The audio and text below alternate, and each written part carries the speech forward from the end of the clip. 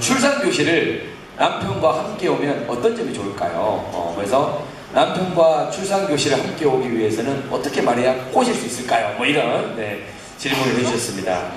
코코 내맘 일단 어디 계시는지 코코 내맘 그 앞쪽에 계시네요. 출산을 아빠도 같이 아셔야 되는 게 좋고요. 아까도 이야기했지만 이 남편분이 대개 산모교실을 보면 남편과 같이 하는 운동들이 있거든요. 이런 감통하는 방법들을 남편과 배우시면 이 진통을 같이 느낄 수가 있거든요. 그러니까 그런 출산 과정을 아빠가 이렇게 느낌으로 인해서 출산에 도움도 되고요. 대부분 경우에는 아빠들이 보면 이 출산을 좀 무관심하지만 분만 과정에 어떤 시기하고는 교육을 안 받으신 분들은 출산에 방해가 돼요. 도움이 안 돼요. 우리가 어떻게 보면 좀 남편분이 이렇게 교육을 받으셔야 되는데 그때 당시에 와서 막 이렇게 하기가 설명하기 힘들잖아요. 그러니까 출산 엄마들은 미리 준비하지만 아빠들이 준비가 안 돼 있기 때문에 될 수 있으면 분만실에 아빠들이 들어오고 탯줄 자르고 하기 때문에 같이 교육을 받으시면 최고 좋고요. 아까 얘기했지만 아빠가 이런 둘라 역할을 하거든요. 제 유튜브에 보면은 남편 둘라 하는 동영상들이 있어요. 그 교육 같이 준비하시면 정말 좋아요. 그러니까 남편분이 옆에서 감통을 해준다니까요. 이게 자세도 잡아주고 그게 정말 좋은 거예요. 그래서 서울의 메디플라워 이런데 자연주의 출산하는 병원에서는 남편 교육 안 하면 그 출산 신청을 아예 안 가져옵니다. 비용도 한 7, 80만 원 되면서 저희는 그렇게 하진 않은데 정말 그거는 필요한 과정이라고. 예, 알겠습니다. 답변 되셨습니까? 네. 감사합니다. 제가 또 선물 좀 챙겨드리고 와야 될 것 같아요. 이번에는 미키마우스 선물, 선물 드려보도록 하겠습니다. 귀여운 선물로.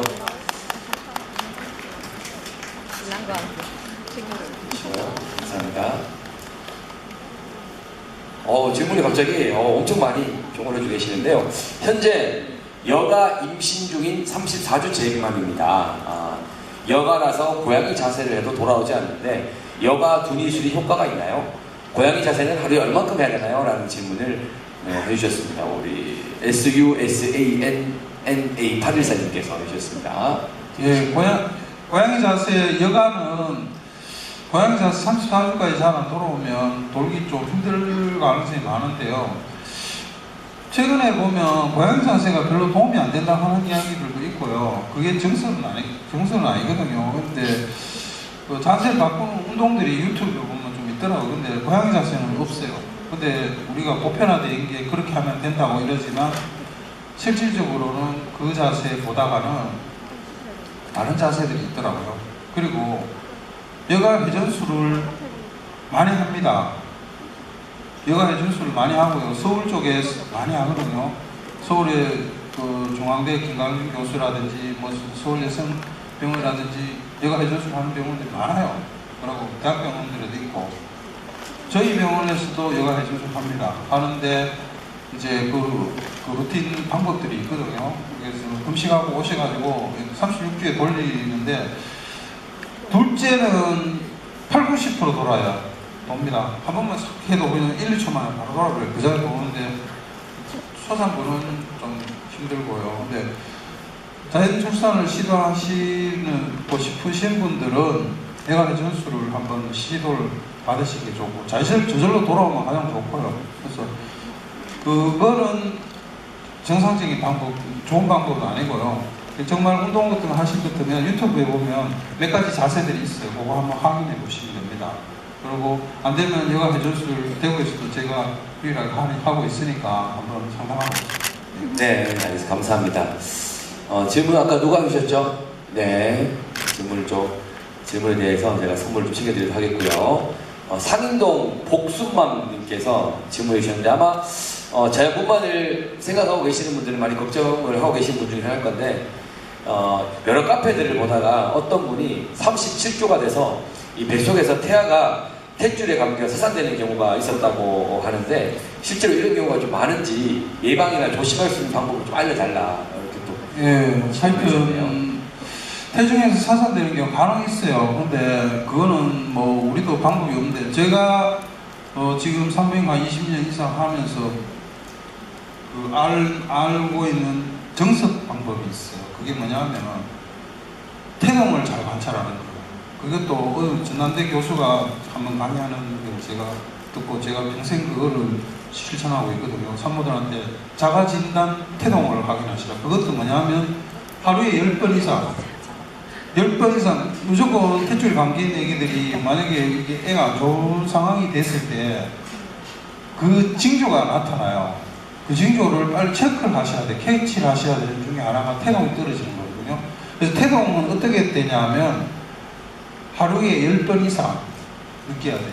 하루에 10번 이상. 그리고 또 식후에 보면 태동을 잘 느끼거든요. 이게 잘 오르거든요. 그러니까 그 상태를 어떤 데 보면 시간을 재는다 하거든요. 밥 먹고 한 번, 한 번이요. 두 번이거든요. 이렇게 해서 밥 먹고 체크하기 시작가 만약에 5분부터 체크해갖고 10번이 느끼는 그 시간이 30분을 걸린다 이러면 아마 굉장히 활동적이거든요. 그거를 자꾸 습관적으로 체크를 해보세요. 이만큼 활동성이 그게 일단 쉽게 하면 태동 검사예요. 우리 병원에서 이렇게 검사하는 거 스스로 태동 검사, 자가 태동 검사 이것도 책이 다 나온 내용이에요. 제가 그냥 내 생각으로 하는 게 아닌데 그게 다 책이 있으니까 그거를 스스로 자꾸 하시고 분명히 전조 증상이 있습니다. 그러니까 그거를 그때 빨리 오시면 애가 스트레스 받는 징조가 나타날 때 바로 잴 수 있거든요. 근데 그 타이밍을 놓치면 힘들어요. 그리고 이제 좀 양수가 적다라든지 이런 거 같은 걸 보고 이제 확인할 수 있거든요. 그래서 뭐 원인 불명이 상당히 있긴 있지만 대부분은 그렇게 하면 문제가 확인될 수 있다고 보고 있습니다. 그러니까 그걸 신경에 두려워하지 마시고 제 노하우입니다. 네, 감사합니다. 우리 소금칩님께서 또 질문해 주셨는데, 많은 분들이 질문을 해주셔가지고, 제가 다 일일이 응답해드리면 좋으나, 제가 이렇게 선발을 해서, 제가 소개를 해드릴게요. 자연주의 출산의 평균 진통 시간이 얼마나 되는지, 그리고 체력이 약한 산모의 경우에는 중도 포기하는 경우도 있는지, 이런 것들을 또 궁금하실 것 같아요. 네, 의외로요, 자연주의 출산은요, 4시간 정도 5시간 만에 놓습니다. 굉장히 진행이 빨라요. 그리고 엄마가 준비가 돼 있어. 제가 느껴보니까 너무 잘 나요. 어떻게 이렇게 전혀 엄마 안 아파요? 하면서 내가 물어보거든. 뭘 하는 게 아닙니까? 본래 뭐 좀 그렇잖아. 그러고 그냥 지나버려요. 그러니까 결국은 아까 이야기했잖아. 나는 아기를 자연적으로 놓을 수 있다 하는 이 자신감이 있는 거예요. 벌써 이게 자기 체력이 걸렸으니까 아니 이 정도는 그냥 견딘다. 무통 이런 거 전혀 안 하고 그냥 이렇게 하면서 벌써 이래가 버려가. 4시간 5시간 애쑥 나온다니까요. 그러니까 정말 준비된 분들이 그게 두려움을 가지면 더 긴장을 하게 되고 진행이 안 돼요. 그럼 막 이렇게 그렇잖아요. 그래서 그게 가장 중요하고요. 그 다음에 한 7시간, 8시간 넘어서 애 안 나오면 그거는 안 되는 거예요. 안 되는 거고 보통 코스가 3cm부터 1시간에 1cm씩 열리가 10cm 되면 애 나오거든요. 그러니까 7시간 내지 8시간, 10시간이 넘어가고 난산을 보거든요. 그러니까 그 이상은 산모도 견디기 어렵고 그러고 진행 안 될 때 우리가 또 하는 방법은 그 수중분만에 물에 욕조에 들어가 2시간 안에 애 안 나오면 그거는 힘들다고 보거든요. 그러니까 진행이 빠를 때 생각보다가 그러니까 쉽게 되는 거예요. 알겠습니다. 쉽게 된다는 말씀이셨는데 우리 소금칩님 어디 계시나요? 소금칩님. 네. 그럼 앞에 계셔가지고 다행이다. 네. 제가 챙겨드리도록 하겠고요. 그 다음 질문이 저 질문 너무 많이 해주셔가지고 그만큼 좀 이렇게 자연분만에 대한 자연 출산에 대한 또 관심도가 되게 다들 높으신 것 같아요. 태교 여행을 가고 싶은 분이 계세요. 태교 여행을 가고 싶은데 많은 산모들이 가는 걸로 알고 있습니다. 근데 첫애라서 무서움이 좀 많습니다. 비행기를 탔을 때 태아에게 무리가 많이 가진 않을까요? 라고 우리 대구의 꿀떡맘께서 질문해 주셨습니다. 네, 그 비행기 여행도 괜찮아요. 그리고 비행기 탈 때 보면 주간 비행기에서 이제 그 진단서부터 끊어오라 하거든요. 근데 36주 이전에는 비행기 다 탑승 가능합니다. 가능하고 비행기가 특별하게 애기한테 무슨 뭐 압력의 차이를 줘서 뭐 조산이 된다라는 이런 증거는 전혀 없고요. 거기에서 외국이나 이런 데서 비행기 회사에서 요구하는 사항도 주수 36주 전에 36주 이후에는 진짜 놀다 다 된 사람은 애 비행기에서 놓을까봐 그거는 안 태워주고 그 이전에는 다 전부 다 그냥 예정이라고 그 사인만 들어가면 다 태워줘요. 그러니까 비행기 타는 건 전혀 걱정 안 하셔도 됩니다. 비행기 타는 건 괜찮다. 답변해 주셨고요.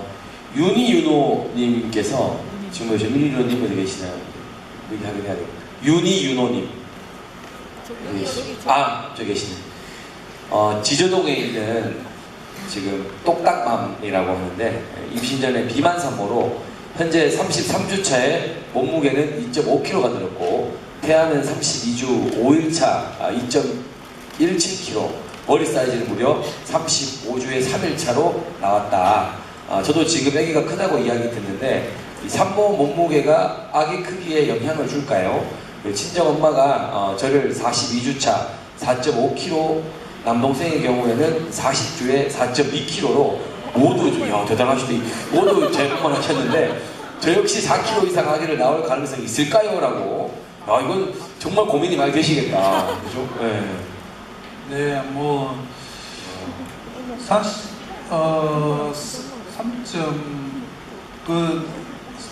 32주에 뭐 2.1kg면 별로 여기는 큰 것 같지는 않고요.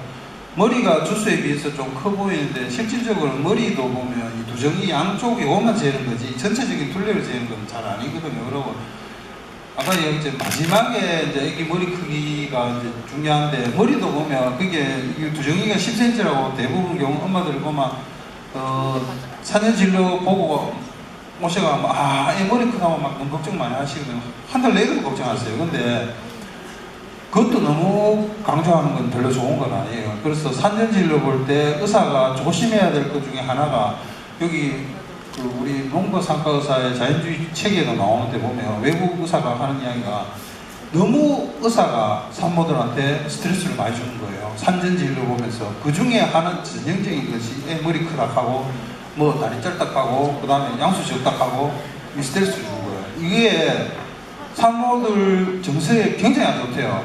그래서 이런 이야기들을 좀 배제해야 되거든요. 근데 지금 그냥 막 남발하는 그 의사들이 그러니까 뭐 이때 보면 산전진료 볼 때는 산모가 병자고 자기가 갑이고 이래가 막 대대로 막 이야기하고 그게 산후출산의 단점 중에 피해예요.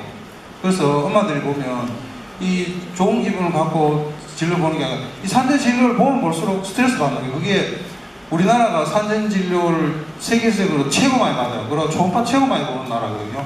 그래서 영국이나 이런 데는 초음파 2번밖에 안 보잖아요. 외국 갔다 오신 분들 한번 들어보세요. 초음파 많이 안 봐요. 근데 보면서 계속 그거 보면 볼수록 스트레스 주는 거예요. 그러니까 그리고 머리는 사실 그거는 중요하지 않고 아까 얘기했잖아요. 머리는 참여가 길어져요. 10.0도 자연분만 가능합니다. 어떤 분들은 애 머리 크다고 그게 바로 제왕적인 행보를 하는 의사들이 많이 있어요. 지금도 많이 있거든요. 그것도 아주 좋지 않은 방법들이고 아까 얘기한 풀어봐야 되는데 그 얘가 있죠. 4.5kg 농식탁 하잖아. 옛날에 다 하는데 왜 요새는 무조건 째냐 하는 거죠. 이게 말이 안 되는 거고 지금 이게 말이 안 되는 지금 시스템이라니까요. 그게 그냥 째고 그냥 눕혀놓고 그냥 하는 거예요. 그게 자연적인 높아지는 거. 너무 큰 거에 대해서 스트레스 받지 마시고 그렇지만 지금부터 관리 잘 하시고 해갖고도 상대적으로 애기가 적으면 성공할 확률이 높아지겠죠. 그죠? 그러니까 그렇지만 3kg 넘는 분만도 시도하세요. 괜찮아요. 하다 안 되면 수술하면 안 됩니까? 뭐 30분 만에 수술할 수 있잖아요. 이게 시도해보세요. 시도하면 되니까. 네, 감사합니다. 야, 4.5kg로 태어나신 박사모님 건강하시는데 건강하신 의미니까 제가 요거 읽고 제가 설명해 드릴게요. 대구의 꿀복이라는 닉네임으로 질문을 주셨습니다. 양수가 좀 적어서 아기가 활발함에 비해 많이 못 움직일 거란 말을 하시던데 물을 많이 마시라고 하셨습니다. 양수를 늘리는 방법이 있는 건가요? 아기가 불편할까봐 걱정이에요. 라고 질문해 주셨습니다. 꿀복님 어디 계시나요? 꿀복님. 앞쪽 바로 앞쪽에 계시네요. 근데 양수 적은 원인들이 여러 가지 좀 있어 있고, 되게 이제 아기가 작은 경우에 양수가 좀 적거든요. 그래서 아기가 우리가 이제 양수 적은 애들이 좀 스트레스 받을 확률이 높다고 보거든요. 양수가 어떻게 보면 아기의 건강 지표라고 보면 돼요. 그러니까 쉽게 하면은 지가 오줌 누고 그 다음에 기분이 좋으면 많이 움직이고 하는데 잘 먹고 그러니까 잘 크고 이러는데 뭔가 원인을 모르지만 스트레스 받으니까 덜 크고 오줌도 덜 누고 그러니까 적고 저체중화 되면서 양수가 적어지고 이래 되는 거예요. 그게 보통 이제 2주 차이는 게 아닌데 3주, 4주가 나면 그거는 이제 완전히 저체중화 쪽으로 우리가 보고 진짜 고위험을 집중 관리해야 되거든요. 물도 좀 엄마가 식이 그거에도 영향이 좀 있을 수 있으니까 좋게 하는 방법 중에 물을 좀 많이 먹으면 좋아요. 뭐 1리터 먹어도 3만 물 많이 먹어도 괜찮거든요. 그러니까 하루에 3컵 이상 물을 꼭 섭취를 하시고 그 다음에 아기가 기본적인 체중이 좀 돼야 되니까 그래서 아기 잘 고단백 식사 좀 집중하시고 이러면 지 달수만큼 컨디션이 좋아지면 양수도 좋아져요. 그러니까 너무 스트레스 받을 필요는 없는데 그리고 또 하나 자세 중에 하나가 보면 똑바로 눕는 자세 있죠. 이런 게 애한테 이게 산소가 덜 가기 때문에 옆으로 눕는 자세라든지 그런 것들을 한번 신경 써서 해보시면 2주 사이에도 좋아집니다. 네, 알겠습니다. 그럼 이쯤에서 저희들 오늘 강연과 그리고 질의응답은 모두 마무리를 하겠고요. 우리 성모 여성병원의 우리 건경희 원장님 다시 한번 수고의 박수 부탁드리겠습니다.